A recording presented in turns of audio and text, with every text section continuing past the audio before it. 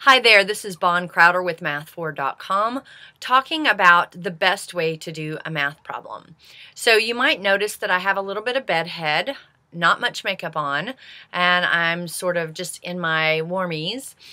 Well, this is because this is really the best way to do a math problem. Not with bedhead and warmies, but just getting in there and getting it done. So here's the analogy.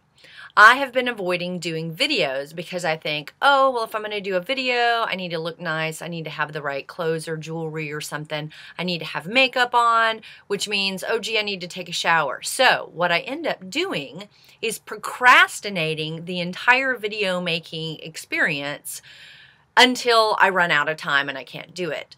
And so I think that's what a lot of students do with doing their homework or doing a specific math problem. They look at it and go, oh, well, gee, I need the right tools. So I need to make sure I have paper. Oh, I don't have the right paper, so I need to go get the right paper. Or I don't have a pencil, so all I have is a pen, so maybe I need to go get a pencil.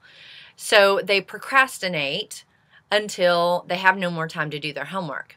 The other thing that I notice is they procrastinate with the problem itself. So they look at the problem and go, ooh, there's so much here and I'm not sure where to start. So instead of getting in there like a dirty shirt and going, all right, well, I'm just going to start putting stuff down like I'm doing with this video, they delay and try to go look through the problems, the examples, maybe go to a different problem. So even though the problem is sitting there on the paper looking at them going, do anything with me. It doesn't matter if it's great or not, just do something. They avoid it. So really the best way to do a math problem is just to get in there and get dirty. It doesn't matter what you look like. It doesn't matter what you have. It doesn't matter what your knowledge is. Try something. I'm Bon Crowder with Math4.com.